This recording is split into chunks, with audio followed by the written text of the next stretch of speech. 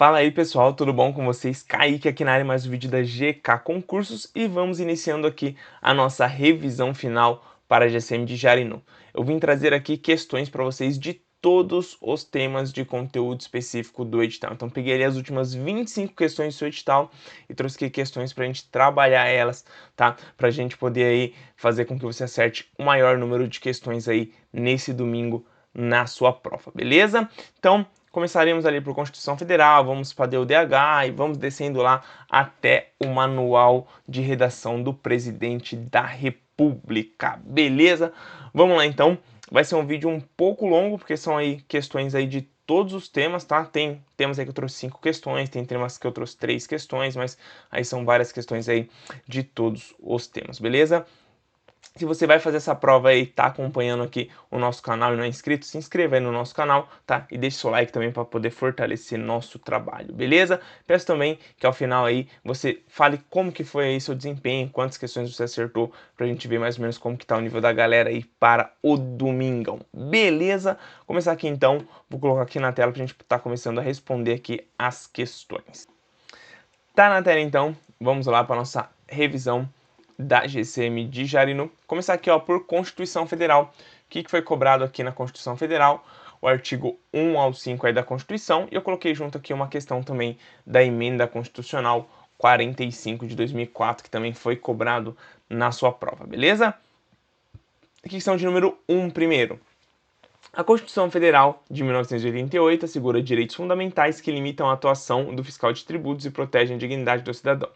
Acerca do assunto, registre V para as afirmativas verdadeiras e F para as afirmativas falsas. Primeira, a casa é asilo inviolável do indivíduo, certo? Ninguém nela podendo penetrar sem o consentimento do morador, salvo em caso de flagrante delito ou desastre. Aqui é verdadeiro, tá? Nesses casos aí você pode entrar. Quais são os outros dois casos que você pode entrar? Para prestar socorro também e durante o dia por determinação judicial, tá? Então é flagrante delito, desastre, para prestar socorro e durante o dia por determinação judicial, beleza? O mandado de segurança é o remédio constitucional cabível para proteger direito líquido e certo, não amparado por habeas corpus ou habeas data, que também é verdadeiro. Tá? O mandado de segurança aqui é para proteger direito líquido e certo, tá certinho? O direito de acesso à informação permite que qualquer cidadão obtenha dados de interesse particular ou coletivo guardados pelos órgãos públicos, também é verdadeiro. Tá certo que está ali no artigo 5 da Constituição. E último aqui, a lei penal pode retroagir para atingir fatos passados, sempre que a nova norma estabelecer punições mais rigorosas? Não, que já está errado. A lei penal ela só vai retroagir para beneficiar o réu, nunca para prejudicar, tá? Nunca para dar aí uma pena mais rigorosa para ele. Então isso aqui é falso, tá? Então VVVF, alternativa aqui B, beleza? 2. Com base no capítulo 1 dos Direitos e Deveres Individuais e Coletivos, que garante direitos e estabelece deveres tanto para os brasileiros quanto para os estrangeiros residentes no país, assinale a alternativa incorreta. Ele quer aqui, ó. Ninguém será obrigado a fazer ou deixar de fazer alguma coisa se não em virtude de lei está correto. Lembrando, a banca ela quer a incorreta.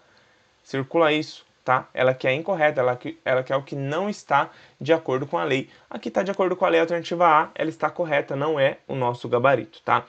Alternativa B, são invioláveis a intimidade, a vida privada, a honra e a imagem das pessoas, assegurado o direito de indenização pelo dano material ou moral decorrente de sua violação. Aqui também está corretíssimo, tá?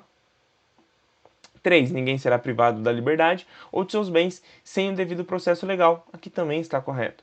4. São admissíveis no processo as provas obtidas por meio ilícito. Agora aqui está incorreto. As provas obtidas por meios ilícitos não são admitidas no processo, tá? Então a 2 aqui, a alternativa D. E aí fala ninguém será culpado até o trânsito em julgado da sentença penal condenatória também está correto, de acordo com o nosso artigo 5 da Constituição, tá? Então realmente é incorreto, aqui 2 é a alternativa D. 3. A Constituição estabelece diretrizes que orientam a atuação do Estado brasileiro. À luz do texto constitucional, um dos fundamentos, vamos lá, fundamentos da República Federativa do Brasil, é o subsidiário, são os fundamentos, tá? Objetivos fundamentais com pro, beleza? Então aqui são objetivos. E aqui em cima, aqui são os nossos fundamentos. O mnemônico, tá? Para os fundamentos e o mnemônico aqui para os objetivos fundamentais, beleza? Aqui a banca ela quer fundamentos, tá? Então vamos lá, ó, repúdio ao terrorismo, tá aqui, ó, não, risca. A construção de uma sociedade livre, justa e solidária, ó, o com de construir uma sociedade livre, justa e solidária, é um dos objetivos, tá? Não é um fundamento, tá errado. O pluralismo político, é o plu aqui, matou a questão, ó. 3 aqui, alternativa C. Beleza? Quarta questão. Estabelece que os princípios que regem a República Federativa do Brasil e suas relações internacionais. Assinar a alternativa que apresenta um desses princípios. Então, ela quer um princípio do artigo 4, em que o Brasil se rege nas suas relações internacionais, tá? A construção de uma sociedade livre, justa e solidária? Não, esse é um objetivo fundamental. Tá errado. A erradicação da pobreza e da marginalização? Aqui, ó, é o tá errado, é um objetivo fundamental. Garantir o desenvolvimento nacional? Ó, o GAR, mais um objetivo fundamental, está errado. Prevalência dos direitos humanos? Opa, aqui tá certo. Promoção do bem de todos, sem preconceitos de origem ou raça? Não, é o PRO aqui, ó, dos objetivos também, está errado. Os outros 3 aqui, os outros 4 aqui são objetivos fundamentais, tá? Aqui, uma das formas que o Brasil se rege nas suas relações internacionais é pela prevalência dos direitos humanos, a 4, alternativa D, beleza? Quinta questão. Nos termos aí da Constituição Federal, alterada pela emenda 45 de 2004, existem tratados e convenções internacionais que são equivalentes a emendas constitucionais. A condição para que isso ocorra é que eles sejam aprovados. Vamos lá. Eles têm que ser aprovados nas duas casas, né? Seja lá no Congresso e no Senado Federal, beleza? Eles têm que ser aprovados em 2 turnos, então essa votação tem que ser em 2 turnos. Ficou muito famosa aí, por exemplo, a PEC 18, tá? Para você ver como que é esse processo aí. Então a PEC 18, ela foi aprovada agora na Câmara dos Deputados, né?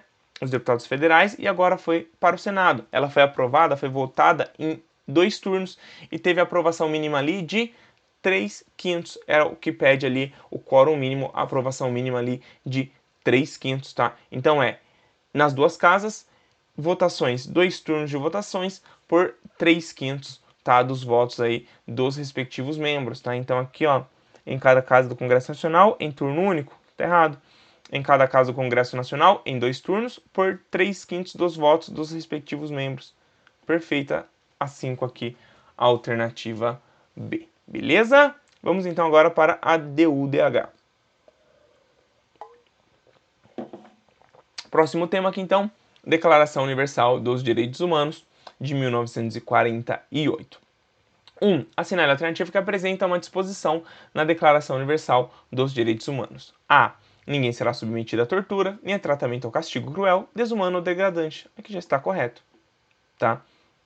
Todo ser humano, vítima de perseguição, tem direito de procurar e de gozar asilo em outros países, independentemente de qualquer motivação. Aqui, não, independente não. Ninguém será arbitrariamente privado de sua nacionalidade, exceto a nacionalidade cedida por país que não seja de seu nascimento. Errado também. E todo ser humano tem direito de deixar qualquer país, inclusive o próprio, mas ser impedido de regressar também está errado. Então a 1 aqui realmente é a nossa alternativa A. 2. Com base na Declaração Universal dos Direitos do Homem, assinale a alternativa correta. A. Todo país tem o direito de impedir que o ser humano deixe suas fronteiras? Não. Gente, sempre quando você for analisar uma pergunta da DUDH, pensa, será que essa alternativa viola direitos humanos? Tá? Se essa alternativa violar direitos humanos, obviamente é uma alternativa incorreta, tá? B. Todo ser humano vítima de perseguição tem o direito de procurar asilo em outros países, que avaliará a possibilidade de concessão por meio de decisão soberana. Não fala nada disso na DUDH, está errada. C. Ninguém será arbitrariamente preso, detido ou exilado. Aqui está certo. D. O ser humano pode ser obrigado a fazer parte de uma associação? Não pode, está incorreto. A 2 aqui é a alternativa C. Beleza? Terceira questão aqui. A educação é fundamental para a promoção da dignidade, da igualdade e da construção da paz. De acordo com a Declaração Universal dos Direitos Humanos, todo ser humano tem direito à instrução. Nesse contexto, assinale V para verdadeiro e F para falso nas afirmativas a seguir. Primeira afirmativa, a instrução é gratuita, pelo menos nos graus elementares e fundamentais. Verdadeiro. A instrução elementar é obrigatória. Verdadeiro. A instrução técnico-profissional deve ser acessível a todos, bem como a instrução superior, esta baseada no mérito. Verdadeiro também, os três estão de acordo aí com a DUDH, então a 3 aqui, alternativa C. Beleza? Vamos para o próximo tema então. Opa, chegamos nele, no nosso Código de Trânsito Brasileiro, o nosso CTB. Vamos lá.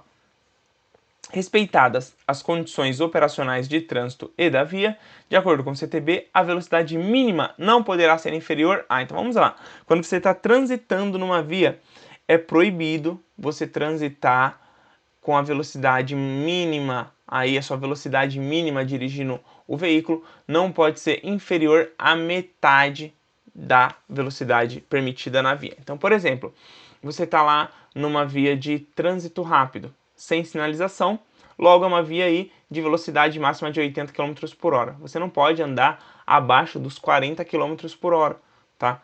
Então, você não pode andar abaixo aí dos 50% da velocidade máxima estabelecida pela via. Aqui é a alternativa C. Beleza? Aqui então, alternativa C. Conforme o Código de Trânsito Brasileiro, a velocidade máxima permitida... Nossa, dei a resposta da outra, meu Deus. Mas vamos lá, fazer uma revisãozinha aqui com vocês, tá?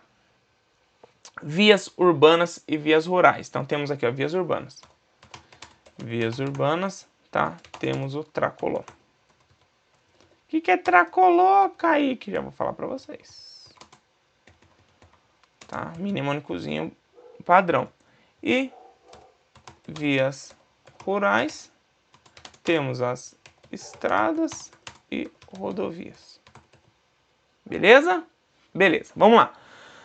O tracolô, né? Se você pegar lá velocidades, e aí é uma coisa que você tem que levar para sua prova também, temos lá 80, 60, 40 e 30, beleza?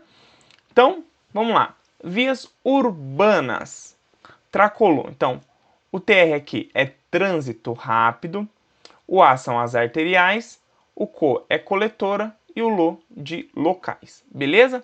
E é só você fazer a associação. Aqui vai ser a primeira, aqui a segunda, aqui a terceira, aqui a quarta. Então, uma via de trânsito rápido, ela vai ser de 80 km por hora, velocidade máxima. Uma via arterial, 60 km por hora. Uma via coletora, 40 km por hora. E uma via local, 30 km por hora, tá bom?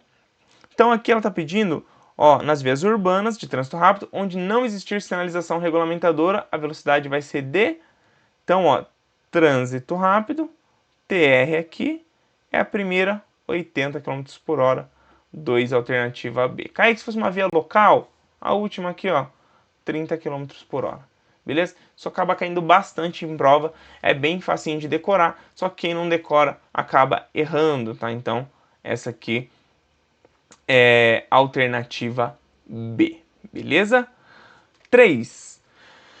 De acordo aí os critérios para a sinalização de trânsito previstas no Código de Trânsito Brasileiro, é correto afirmar que, tá? Cai também bastante normas de circulação e conduta, tá? Então vamos lá. Agora, mas aqui ela tá pedindo aqui, ó, sinalização de trânsito. Sinalização de trânsito cai ali do artigo 80 até o artigo 90 do CTB, então tá falando ali da sinalização de trânsito, tá? A sinalização será colocada em posição e condições que tornem perfeitamente visível e legível durante dia e noite, em distância compatível com a segurança do trânsito, conforme as normas e especificações do Senatran. Gente, norma, especificação no CTB, nós falamos de CONTRAN, tá? É o CONTRAN, tá? Aqui Senatran está incorreto, tá? Normas e especificações vêm do CONTRAN, beleza? O órgão ou entidade de trânsito com circunscrição sobre a via poderá retirar ou determinar a imediata retirada de qualquer elemento que prejudique a visibilidade da sinalização viária e a segurança do trânsito, com o ônus para quem tenha colocado. Aqui está correto, a B. C. A responsabilidade pela instalação da sinalização nas vias internas pertencentes aos condomínios constituídos por unidades autônomas e nas vias de áreas de estacionamento de estabelecimentos privados de uso coletivo é do órgão de circunscrição da via? Não, é do proprietário do local. Está errado. É proibido afixar sobre a sinalização de trânsito e respectivos suportes ou junto a ambos qualquer tipo de publicidade, inscrições, legendas e símbolos que se relacionem com a mensagem da sinalização? Não, isso aqui não é proibido. Tá? Quando é proibido se ela não se relacionar com a mensagem da sinalização. Agora, quando se relaciona com a mensagem da sinalização, obviamente não vai ser proibido. Aqui, eu não vou nem ler, porque do 80 ao 90 não fala Senatran, fala assim em Contran, tá? Não existe a palavra ali Senatran do 80 ao 90, tá? Então, só pode ser aqui de novo Contran, então a 3 aqui, alternativa B, beleza? Quarta questão. Um agente de trânsito aborda um veículo durante uma fiscalização e o condutor informa não ter carteira nacional de habilitação. Gente, vamos lá. Infrações por falta de CNH vencida aí há mais de 30 dias, são infrações gravíssimas. Então, viu infração de CNH? Pode meter gravíssima sem medo nenhum, tá? Vamos lá, após consulta ao sistema, o agente constata que não existe registro de habilitação do condutor. Nós temos CTB, essa conduta caracteriza uma infração gravíssima, tá? A 4 aqui, alternativa D, beleza? Agora, quinta e última questão. As infrações de trânsito punidas com multas classificam-se de acordo com a sua gravidade em 4 categorias. São elas, né? As leves, as médias, as graves e as gravíssimas, tá? Vamos lá. As infrações de trânsito geram pontos na Carteira Nacional de Habilitação. São classificadas em leve, média, grave e gravíssima, constituído respectivamente, vamos lá. Leve primeiro são 3 pontos, beleza? Leve, 3 pontos. Média são 4 pontos. Grave, 5 pontos, beleza? E gravíssima aí, 7 pontos, beleza? Então, leve, aqui a primeira, 3 pontos. Média, 4 pontos. Grave, 5 pontos. E gravíssima, 7 pontos. Só pode ser aqui a alternativa A. Beleza, então? Então, CTB fechamos aqui. Quinta questão, alternativa A. Vamos para o ECA, o Estatuto da Criança e do Adolescente. Sob a abrangência das idades para os efeitos do ECA, que dispõe aí, né, para a lei 8.069, considera-se criança a pessoa até 12 anos de idade incompletos e adolescente aquela entre 12 e 18 anos de idade. Nesse sentido, é correto afirmar que a idade que necessita também do consentimento do adotando para o procedimento de adoção é a criança ou adolescente ali que está sendo adotado. E a partir dos 12 anos de idade, então a partir do momento que não é mais criança, já é um adolescente, então todo adolescente precisa aí do consentimento. Então você não consegue adotar um adolescente sem o consentimento dele, tá? Então, maior de 12 anos de idade aqui, A1, alternativa C. A partir dos 12 anos, você não consegue adotar nenhum adolescente sem o consentimento dele, beleza? 2. Sobre a autorização para viajar, de acordo com o Estatuto da Criança e do Adolescente, marque aí V para verdadeiro ou F para falso. Vamos lá, primeira assertiva. A autoridade judiciária poderá, a pedido dos pais ou responsável, conceder autorização válida por 2 anos. Correto, verdadeiro. Quando se tratar de viagem ao exterior, a autorização é dispensável se a criança ou adolescente estiver acompanhada de ambos os pais ou responsável. Continuamos verdadeiro, verdadeiro. Já eliminamos aqui, ó, a alternativa A, a alternativa D e a alternativa E. Façam isso na hora da sua prova, tá? Vão eliminando aí alternativas e a próxima assertiva já vai fazer nós eliminar a próxima alternativa, que já é diferente aqui. Pronto, você já matou a questão, não precisa de mais nada, acaba a questão aí. Nenhuma criança ou adolescente menor de 16 anos poderá viajar para fora da comarca onde reside, desacompanhada dos pais ou responsáveis sem expressa autorização judicial. Verdadeiro. Aqui é a alternativa B. Vamos tirar a prova real, ver se a última é falsa. Nenhuma criança poderá viajar desacompanhada dos pais ou responsáveis para fora da região metropolitana onde reside. O adolescente, por sua vez, somente poderá fazê-lo a partir dos 14, tá errado, tá? Gente, autorização para viajar, a única idade que fala lá em autorização para viajar é 16 anos. Qualquer outra idade que colocarem lá está incorreta, beleza? Então a 2 aqui realmente, alternativa B. Façam isso na hora de sua prova, para você poder estar ganhando tempo, tá? O tempo é extremamente valioso aí na hora da sua prova, tá? O Conselho Tutelar, instituído pelo Estatuto da Criança e do Adolescente, é o órgão central no sistema de garantia de direitos. Trata-se de um órgão permanente, autônomo, não jurisdicional, encarregado pela sociedade de zelar pelo cumprimento dos direitos da criança e do adolescente. Sua autonomia funcional significa que ele não é subordinado ao Poder Judiciário, ao Ministério Público ou ao Poder Executivo Municipal, embora seja vinculado administrativamente a este último, para fins de orçamento e espaço, tá? Assim, analise as afirmativas a seguir.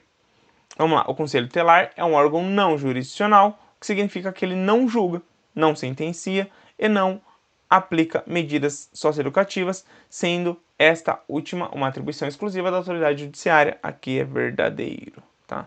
Já dá para eliminar alguma? Aqui, ó, eliminamos a alternativa D, beleza? Entre as atribuições do Conselho Tutelar, do artigo 136, está a de atender crianças e adolescentes em situação de violência dos direitos e aplicar as medidas de proteção cabíveis, previsto no artigo 101, como a requisição de serviços públicos, de saúde ou educação. Também está perfeito. Então, 1 e 2, aqui ó, só 1 e 3 já eliminamos, ficamos entre A e B, tá? Por ser um órgão autônomo, o Conselho Tutelar não precisa prestar conta de suas ações do Ministério Público, aí também não dá, né? Ah, sou um órgão autônomo, vou fazer o que quiser, ninguém me regula. Aí está errado, tá? A 3 aqui, alternativa B, beleza? 4. Padrãozinho essa questão aqui, ó. De acordo com o artigo 2 do ECA, considera-se criança. Gente, vamos lá. O ECA vai falar o quê? Criança. Criança, 12 anos incompletos. Adolescente, aquele entre 12 e 18 anos, beleza? E em casos aí expressos em lei, então, expressos, a lei pode ser aplicada dos 18 aos 21 anos de idade, beleza? É isso que você precisa saber de idade, aí você já mata qualquer questão assim no ECA, tá? Então, criança, 12 anos incompletos, a pessoa até 12 anos de idade completos, a 4 aqui, alternativa B, tá?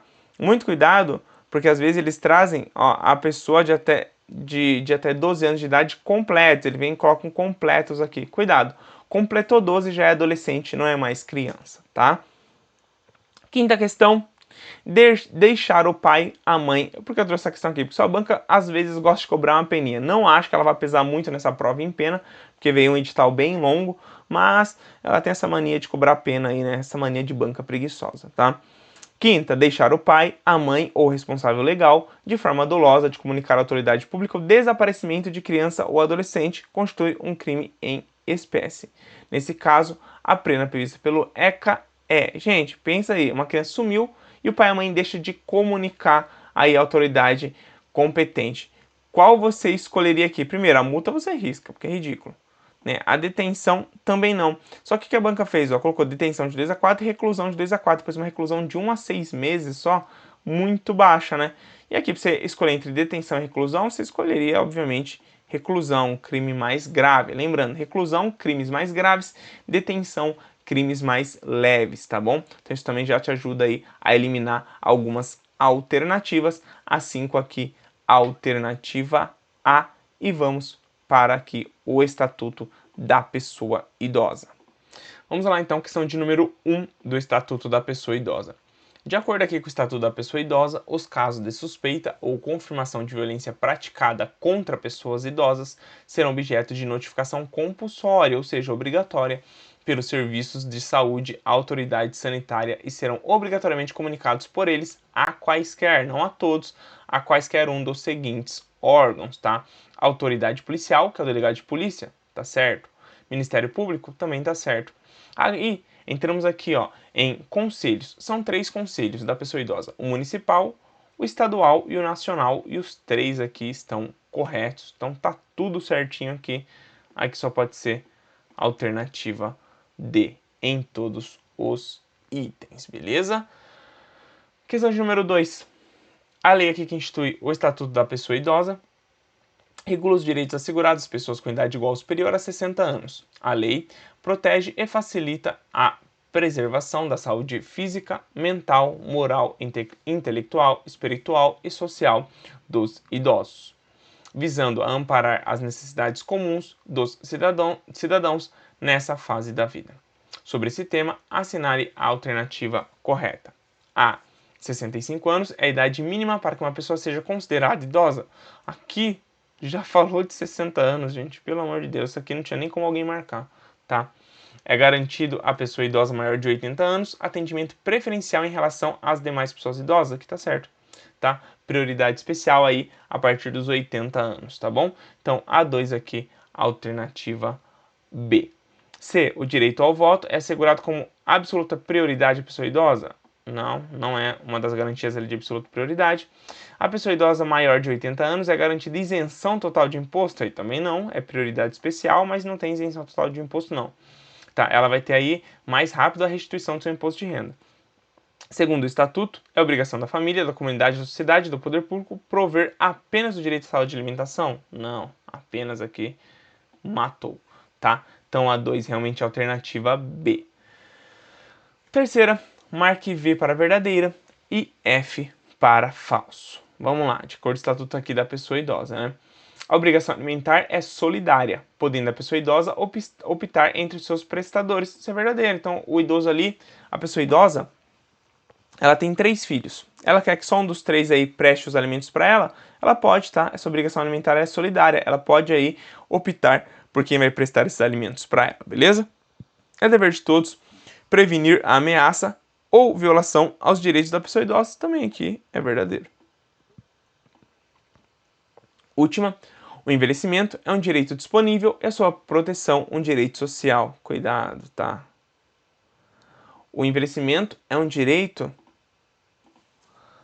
personalíssimo, tá? Personalíssimo. Aqui disponível está errado, está incorreto, tá? Então é VVF, alternativa E. Beleza, gente? Agora vamos questões aqui, Estatuto da Pessoa com Deficiência. Vamos lá. De acordo com o artigo 6 da legislação que assegura os direitos da pessoa com deficiência, analise as afirmativas a seguir e marque V para verdadeiro e F para falso, tá? Primeira afirmativa, a deficiência afeta a plena capacidade civil da pessoa apenas no que se refere ao exercício dos direitos familiares? Falso. Tá? A deficiência não afeta a plena capacidade civil da pessoa. É falso. Então já eliminamos aqui, ó, a B e a D. Beleza? Segunda, a pessoa com deficiência possui plena capacidade civil para casar-se e constituir união estável? Verdadeiro, tá? Então eliminamos aqui a C. Continuamos aqui, ó, entre as duas, já saberemos na próxima. É garantida à pessoa com deficiência o exercício dos direitos sexuais e reprodutivos, bem como o direito de decidir sobre o número de filhos e acessar informações sobre planejamento familiar. Verdadeiro. Verdadeiro aqui só pode ser alternativa A, porque aqui matamos também, ó, a última questão que aqui falava que era falso, tá? Então, A1 aqui é alternativa A. Gente, façam isso na hora de sua prova. Já falei isso lá em cima. Repito aqui, façam isso na hora de sua prova. Vão eliminando, tá? Para você poder acertar as questões, tá? Façam isso aí na sua prova. Vamos conferir isso aqui. A esterilização compulsória da pessoa com deficiência é permitida em caso... Não, é proibida, é falso. Aqui tá certo, tá? E a última, a pessoa com deficiência tem assegurado o direito à família, à convivência familiar e comunitária e ao exercício de guarda, tutela, curatela e adoção em igualdade de oportunidades com as demais pessoas. Aqui está corretíssimo, tá? Então a 1 realmente é nossa alternativa A. Segunda questão.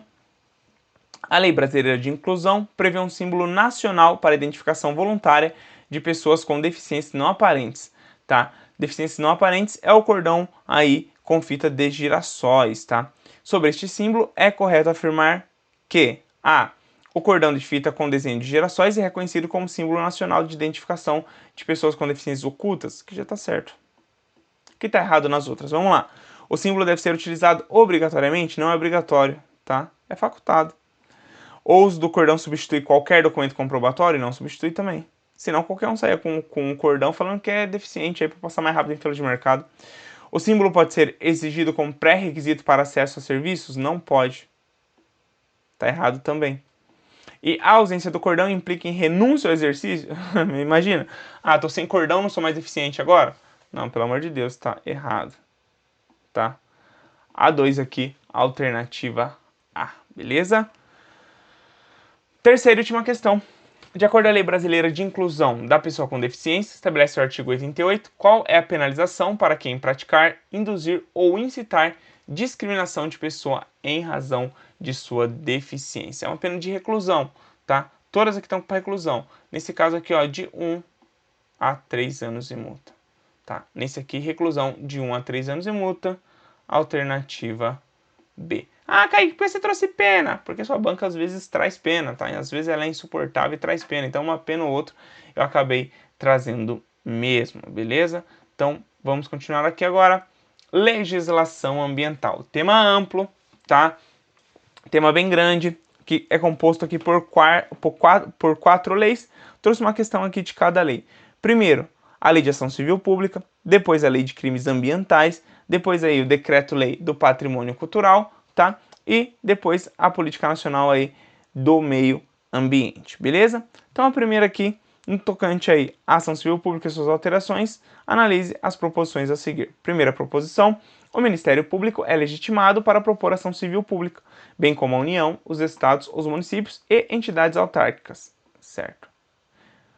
A Associação Amantes da Floresta, constituída há quase 2 anos, cujo objetivo é estimular a educação ambiental através de capacitações destinadas a crianças e aos adolescentes, bem como implementar ações em busca de proteção do meio ambiente, tem legitimidade para a propositura de ação civil pública, a fim de que determinado agente causador do dano ambiental seja impedido de continuar a praticar o ilícito, que está correto, tá? Essas associações elas têm que estar constituídas há pelo menos aqui, ó, 1 ano. Menos de 1 ano, ela não pode propor aqui as ações civis públicas, tá? Então, constituídas aí pelo menos 1 ano, ela pode, beleza? Então, aqui 1 e 2 estão corretas. Já eliminamos aqui, ó, a C, que fala 2 apenas, e a D, que fala 2 e 3 apenas, tá?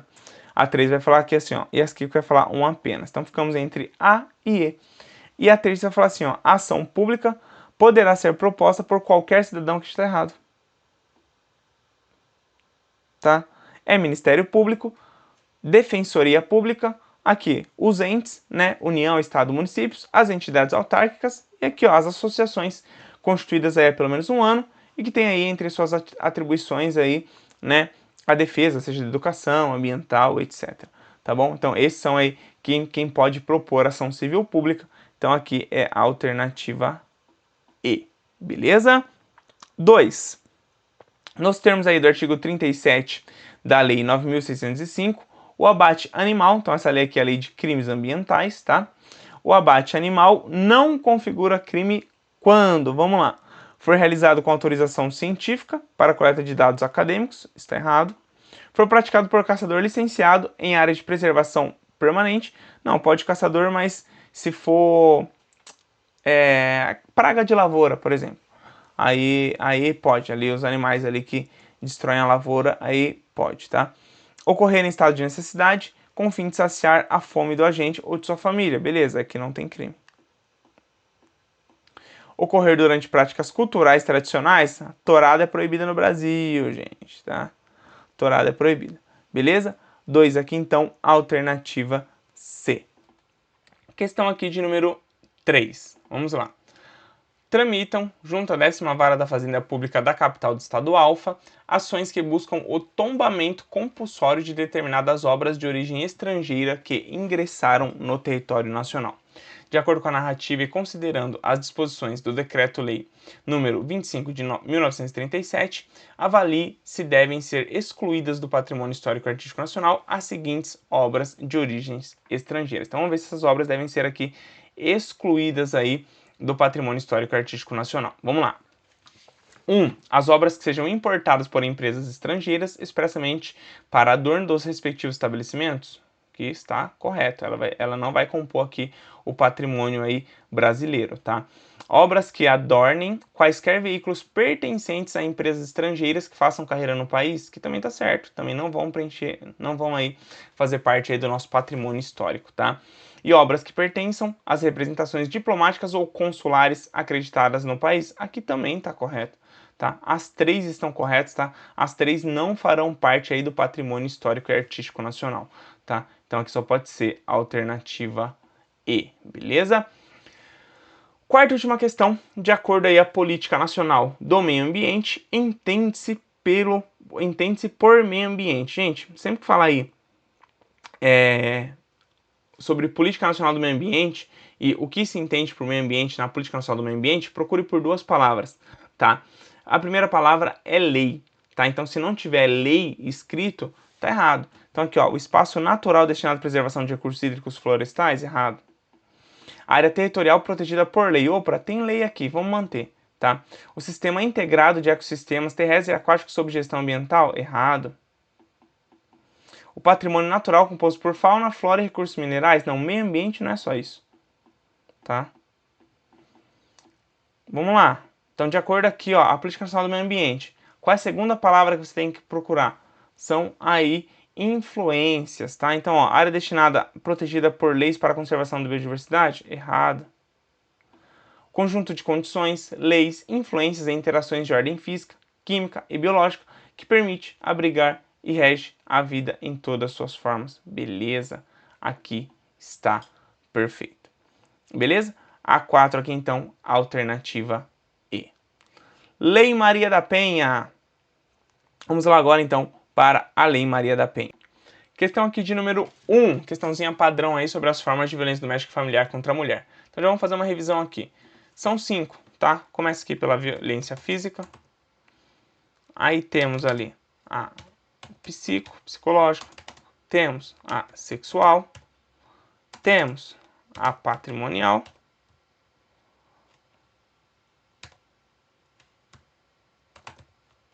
E temos a moral. Tá? Então são essas formas aqui de violência doméstica contra a mulher elencadas na Lei Maria da Penha. Lembrando, isso é um rol exemplificativo, não um rol taxativo, tá? Existem outras formas de violência doméstica contra a mulher, mas ali eles especificam essas 5 aqui, beleza? Então aqui, ó, a patrimonial tá certo, psicológica tá certo, essa institucional aqui está errada, tá? Então é correto que se afirma em 1 e 2 apenas aqui, alternativa C, beleza? 2. De acordo com a Lei Maria da Penha aqui, ó, cria mecanismos para coibir violência doméstica e familiar contra a mulher, a respeito das medidas protetivas de urgência aplicadas ao agressor, assinala a alternativa aqui, olha, que é a incorreta, já deixou até bem grifado aqui, tá? A. Suspensão da posse ou restrição no porte de armas. Certo. Afastamento do lar, domicílio ou local de convivência com a ofendida. Certo. Também são essas duas aqui são medidas protetivas de urgência aí contra o agressor, aplicadas aí contra o agressor, tá? Lembrando ele que aqui a incorreta, beleza? Proibição de aproximação da ofendida, de seus familiares e das testemunhas, tá certo também. Suspensão definitiva e vitalícia de visita aos dependentes, aí tá errado. O juiz vai proibir pra sempre o cara de ver os filhos, gente. Vitalício é muito tempo, tá? Cuidado com exageros, cuidado com coisas muito mirabolantes aí. Tá errado, tá? Proibição de contato com a ofendida, seus familiares e testemunhas por qualquer meio de comunicação. Aqui também está certo, tá? Então a 2 aqui, nossa alternativa D, beleza? Terceira questão. Segundo disposto aí no artigo 5 da Lei Maria da Penha, a violência doméstica e familiar contra a mulher pode ocorrer em diferentes contextos sociais e familiares. Considerando o que estabelece a legislação, assinale a alternativa correta. A violência doméstica contra a mulher somente se caracteriza quando ocorre entre pessoas com vínculo consanguíneo? Não, com vínculo sanguíneo não, está errado. Apenas a coabitação contínua é requisito obrigatório? Não, não, não, não, não. Independentemente de coabitação. Leve isso para sua prova. Independentemente de coabitação. A Lei Maria da Penha abrange situações de violência praticadas por pessoas que tenham convivido com a mulher em qualquer relação íntima de afeto, independentemente de coabitação. Maravilhoso. 3 aqui, alternativa C, tá? D. Situações de violência envolvendo colegas de trabalho sem vínculo afetivo familiar são automaticamente considerados casos de violência doméstica segundo a Lei Maria da Penha? Não. Tá falando aqui já que eles não têm nenhum vínculo familiar, não tem nenhum vínculo afetivo, tá? Para ser configurada a violência doméstica, é necessário que o agressor e a vítima estejam atualmente residindo juntos, independentemente de coabitação. Eles não estão coabitando, tá? Então a 3 aqui realmente é nossa alternativa C, beleza? Estatuto Geral dos Guardas Municipais agora, Lei 13.022 de 2014. De acordo aí com o artigo 13 da Lei 13.022 de 2014, o funcionamento das guardas municipais será acompanhado por órgãos próprios, permanentes, autônomos e com atribuições de fiscalização, investigação e auditoria, é o FIA. Tá? É o FIA. Fiscalização, investigação e auditoria. Só pode ser aqui a alternativa D. Quais são esses órgãos aí? Vamos lá, órgãos que fiscalizam, vamos lá. Órgão interno. Interno é a nossa corregedoria. E órgão externo, ouvidoria. Corregedoria. Vamos puxar aqui. Tem aqui, ó. Corregedoria. Vamos lá. Toda GCM armada. Toda GCM armada ou mais 50 integrantes. Então, a corregedoria ela vai ser obrigatória em toda GCM que for armada ou a que tiverem mais de 50 integrantes. Então, a partir do momento que uma GCM tem mais de 50 integrantes, ela é obrigada a ter uma corregedoria. Ou, se ela tem menos de 50 integrantes, mas ela é armada, ela também é obrigada a ter corregedoria, tá bom? A ouvidoria é o órgão externo, tá? E ele é obrigado em toda a GCM, independente se ela for armada ou não, tá? Toda a GCM é obrigada a ter ouvidoria, independentemente se ela for ou não armada. Beleza? Então aqui A1, alternativa D, e a gente já deu aqui uma revisadinha do que cai bastante em prova. 2. Considerando exclusivamente o disposto do artigo 5 da Lei 3022 de 2014, que estabelece as competências específicas das guardas municipais. Lembrando, competência geral das guardas é uma só, tá? Que é a proteção de bens, serviços, instalações e os logradouros públicos municipais, tá? Competência geral é uma só. Se vier competência geral na sua prova, você sabe que é uma só. Cuidado para não confundir competência geral com princípio mínimo de atuação com competência específica. Por exemplo, o uso progressivo da força é um princípio mínimo de atuação. O patrulhamento preventivo é um princípio mínimo de atuação. Geralmente as competências específicas vão começar com verbos, coisa que você precisa saber também. A guarda municipal tem circunscrição municipal. Então a guarda municipal cuida de coisas do município, não cuida de nada do estado e de nada da União. Beleza? Só nisso aí você já mata muita questão na hora da sua prova, tá? Então, ele quer aqui, ó, analise as alternativas a seguir e assinale a que não corresponde a uma competência das guardas municipais previstas neste artigo. Tá? Então ele quer uma que não é uma competência específica. A alternativa A vai falar atuar preventiva e permanentemente no território do estado. Já está errado. Tá? Falei, a guarda tem circunscrição municipal. A B fala articular-se com os órgãos municipais de políticas sociais, visando a adoção de ações interdisciplinares de segurança no âmbito do município. Está correto. A C fala encaminhar ao delegado de polícia, em caso de flagrante delito, o autor da infração, preservando o local do crime, quando possível e sempre que necessário. Também está certo, tá? É uma competência específica. A D fala interagir com a sociedade civil para discutir soluções de problemas e desenvolver projetos locais voltados à melhoria da segurança das comunidades. Também está correto, tá? Então, a 2 aqui, a incorreta, é a nossa alternativa A, beleza? Lei do SUSP. Vamos para a lei do SUSP agora, tá? A lei aí do SUSP estabelece os princípios, diretrizes e objetivos aí da Política Nacional de Segurança Pública e Defesa Social. Marca alternativa que apresente um objetivo. Vamos lá, bizu. Objetivo começa sempre com verbos no infinitivo. Então aqui, ó. Objetivo, verbos no infinitivo. Beleza? Então, ó, o que já não começa com verbo, você já risca aqui. Risca. Uso aqui, aqui e aqui. Então, você poderia ser aqui, ó, proteger a vida, o patrimônio e o meio ambiente. E aqui, ó, fomentar a integração em ações estratégicas e operacionais. Gente, existem muitos objetivos que começam com essa palavra aqui, ó, fomentar. Como existem muitas diretrizes que acabam com ento, tá? Diretrizes que acabam com ento, tá? Então, é para você saber aí como matar alternativas aí na hora da sua prova, tá? Nesse caso aqui pediu um objetivo, então nesse caso aqui, alternativa A, beleza? Questão de número 2, o guarda municipal Pedro foi indicado para comandar a instituição no município onde atua e procura estabelecer vínculos com os demais órgãos estatais que têm similaridades com sua corporação. Verifica que existem leis que incentivam a colaboração nos vários níveis da federação. Nos termos aí da lei do SUSP, indica a guarda municipal como integrante local, facultativo, operacional e participativo. Aí muita gente vai lá bonitão, município, integrante local. Gente, a guarda municipal é um integrante operacional do SUSP. Tá? Guarda municipal é um integrante operacional do SUSP. Beleza? Então a 2 aqui é nossa alternativa C. E vamos aqui agora para o Estatuto do Desarmamento. Estatuto do Desarmamento agora. Vamos lá.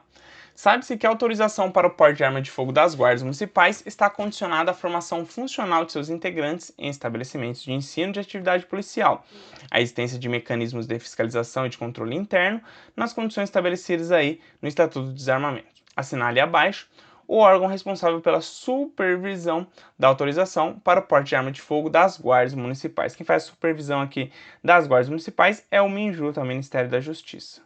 Beleza? Então, a 1 aqui, alternativa E.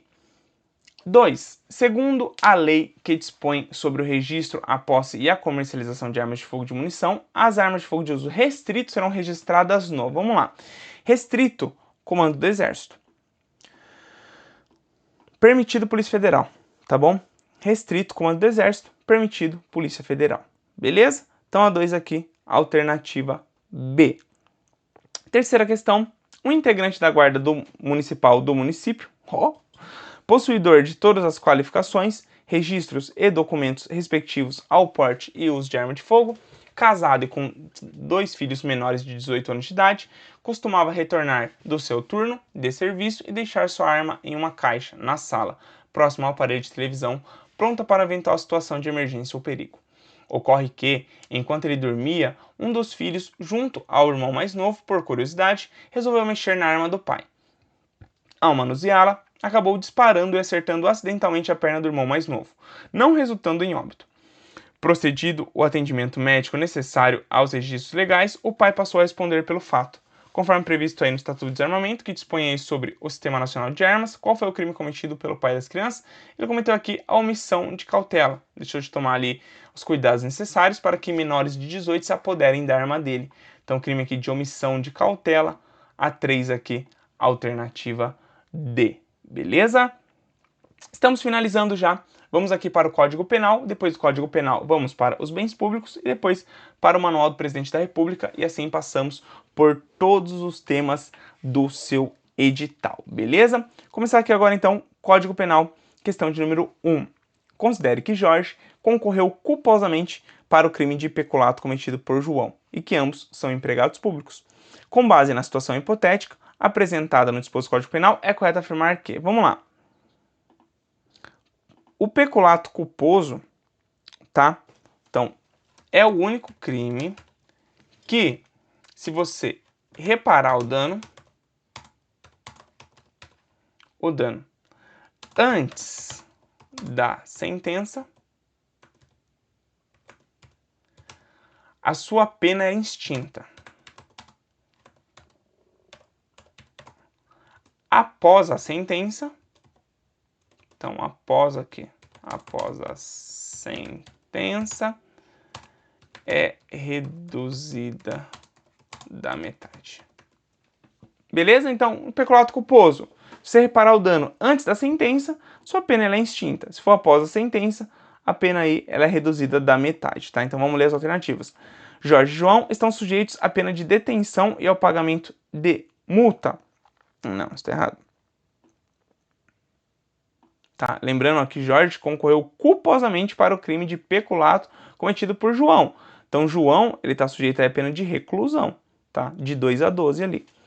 Se Jorge reparar o dano antes do início da investigação penal, terá sua pena reduzida de 2/3? Não, é sentença irrecorrível, não fala nada de investigação penal. Para que a punibilidade de Jorge esteja extinta, é preciso que João confesse o crime e repare o dano até a decisão prolatada. Não, não é João que vai ter que reparar esse dano, é Jorge mesmo. Jorge só será considerado culpado se ele for o destinatário do proveito criminoso? Não. Se Jorge reparar o dano antes da sentença recorrível, sua punibilidade será extinta. Perfeito. A1 aqui, alternativa E. Beleza? Então, ó, reparar o dano antes da sentença, pena extinta. Após a sentença, a pena reduzida da metade. Beleza? 2. Um cidadão publica nas redes sociais que um servidor da Guarda Municipal aceita propinas. Olha a calúnia aí. A informação é falsa, mas gera dano à reputação do servidor.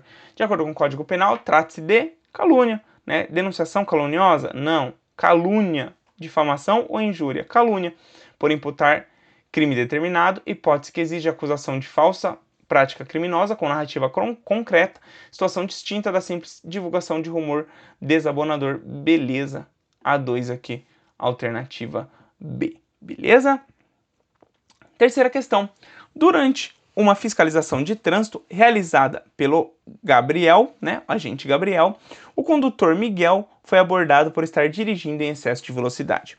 Com o intuito de evitar a lavratura da multa e a retenção do veículo, Miguel ofereceu a Gabriel a quantia de R$1.000, solicitando que a infração não fosse registrada e que seu veículo fosse liberado. Então, de acordo com o Código Penal brasileiro, a conduta de Miguel é, então, Gabriel ali é o guarda, tá? E ele parou Miguel. Miguel falou assim, ó, guardão, libera eu aí, toma R$1.000 aqui, você me libera, tá? A partir do momento que o Miguel, ele ofereceu pro guarda uma vantagem indevida, tá? Ele cometeu o crime de corrupção ativa. É o que está aqui. Se o Gabriel aceitasse isso aqui, ele teria cometido corrupção passiva. Então, note, o agente público comete corrupção passiva e o particular comete corrupção ativa, tá? Então, só para vocês saberem, se fosse o Gabriel que tivesse solicitado esse dinheiro para o Miguel, falasse assim, ó, Miguel, te parei aí, tá? E você estava em alta velocidade, se você não me der R$1.000, eu vou te multar. Aí o Gabriel que estaria cometendo o crime de corrupção passiva, tá? Então, a partir do momento que o Gabriel solicita esse dinheiro como agente público, ele comete corrupção passiva. A partir do momento que o Miguel oferece esse dinheiro como particular a um agente público, tá? Ele está cometendo corrupção ativa, beleza? Então, particular, corrupção ativa e o funcionário, corrupção passiva, beleza? Quarta questão. Tendo em vista o decreto-lei aqui, Código Penal, a ação de induzir alguém ao erro por meio de artifício ardil ou com o objetivo de obter vantagem ilícita em prejuízo de outrem configura o crime de... Gente, artifício ardil só pode estar falando aqui do estelionatão, tá? O famoso estelionatário aí que usa aí de artifício ardil. Quem engana os outros aí para conseguir o seu dinheiro indevido, tá bom? Então aqui, ó, sempre que você vai falar em artifício ou artifício ardil aqui, estamos falando do estelionato, beleza? Nós temos no Código Penal, quem pratica a conduta típica de expor a vida ou a saúde de pessoas sob sua autoridade, guarda ou vigilância para fim de educação, ensino, tratamento ou custódia, quer privando-a de alimentos ou cuidados indispensáveis, quer sujeitando-a a trabalho excessivo ou inadequado, quer abusando dos meios de correção e disciplina, pratica o crime de, aqui é maus tratos, tá? crime de maus tratos a 5, alternativa E, beleza? Agora aqui, ó, bens de domínio público, mais duas questões para a gente encerrar depois, mais duas questões aí do Manual do Presidente da República. 1. Quanto à classificação dos bens públicos, relacione as colunas e assinale a alternativa que apresenta a sequência correta.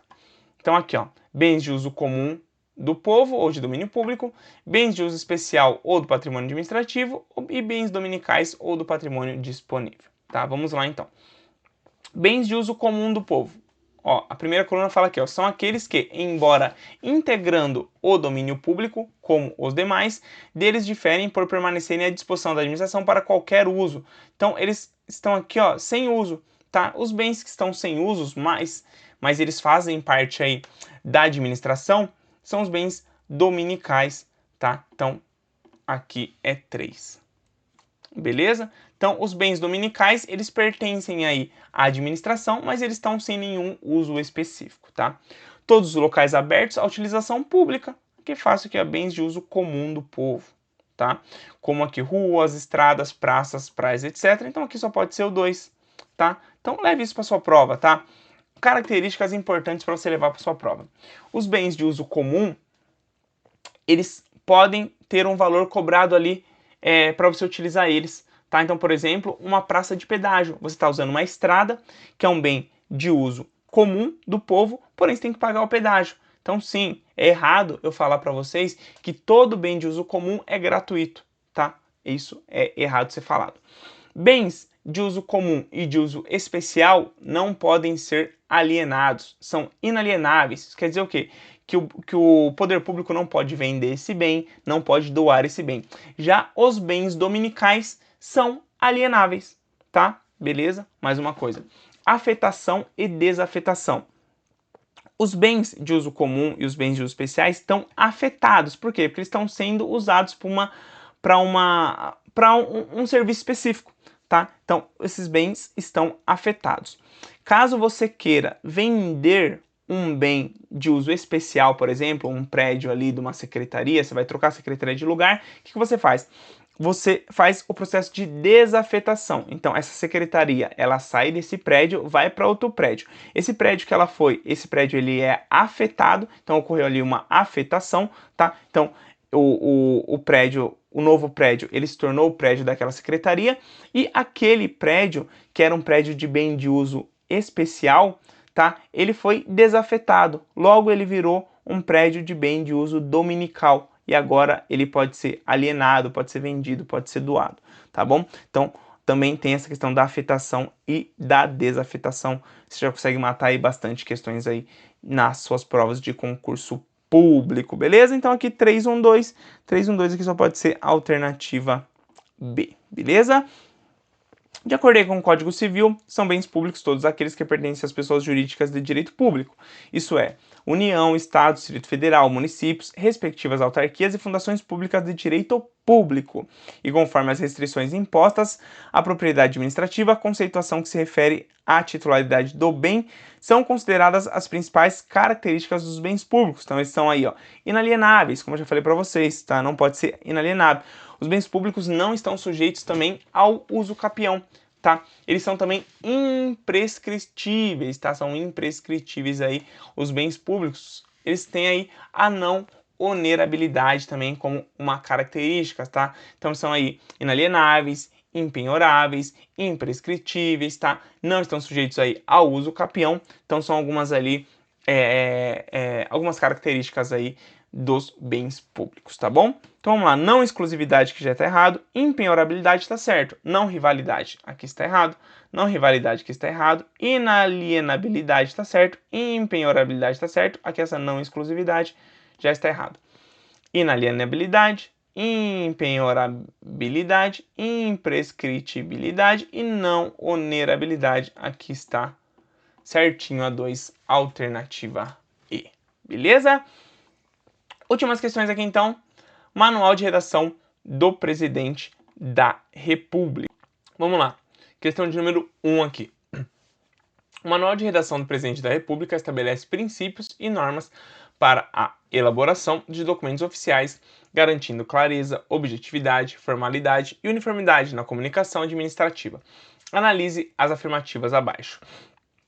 A redação oficial deve ser objetiva e clara, utilizando linguagem impessoal e evitando ambiguidade, mas permitindo o uso de expressões coloquiais quando necessário para facilitar a compreensão? Não, expressões coloquiais não, está incorreto. O ofício destina-se à comunicação externa, certo? Entre órgãos ou entidades, enquanto o memorando é utilizado para a comunicação interna, devendo ambos observar padronização, hierarquia e formalidade. A 2 aqui está correto. A padronização e uniformidade da redação de documentos oficiais são obrigatórias, conforme a orientação do manual, garantindo que os atos administrativos sejam compreensíveis e identificáveis. 2 e 3 estão corretas. A alternativa D. Apenas 2 e 3 estão corretas, beleza? Última questão, então, aqui do nosso super simuladão aqui de revisão. A concisão, um dos requisitos essenciais da redação técnica oficial, é entendida como característica de um texto. Vamos lá, gente. Concisão é você falar muito com poucas palavras. Isso é você ser conciso, tá? Então, ó, de um texto ambíguo que apresenta dupla possibilidade. Não. Elaborado com períodos longos? Não, eu já falei que é você falar pouco. Elaborado com um vocábulo técnico, formal, que somente os especialistas no assunto são capazes de compreender? Também não. Redigido com poucas palavras, legal, comunicando apenas o essencial e desprezando as explicações óbvias e não pertinentes. Beleza? Tá certo aqui. Tá? Redigido de acordo com a norma padrão da língua portuguesa, independente da estruturação de suas frases. Está errado. A2 aqui realmente alternativa D. Beleza? Então, gente, essa foi a nossa revisão aí para a GCM de Jarinu, tá? Se você tiver interesse aí em fazer simulados, aí no último dia de estudos nós temos simulados disponíveis, eu vou te chamar o WhatsApp aí na descrição, só chamar no WhatsApp, tá? Eu desejo uma excelente prova para vocês, vão com calma, façam uma prova tranquila, é uma prova que vai ser cansativa, vai ter redação, leve água, provavelmente vai estar calor ali no dia, tá? Leve ali sua garrafinha de água, vai tranquilo, não esqueça documento, não esqueça a caneta preta, tá? E vão tranquilo fazer essa prova, tá? Se eu puder te dar um conselho nesses últimos aí, esse vídeo vai ser postado agora meio-dia, então nesse último 1 dia e meio de estudos aí, foque nessa parte de conteúdo específico, tá? São 25 questões, metade da sua prova tá aí, então é extremamente importante essa parte de conteúdo específico, beleza? Vou ficando por aqui, gente. Forte abraço a todos vocês, espero que todos tenham aí uma excelente prova domingo. Até mais e conte com a GK Concursos. Valeu!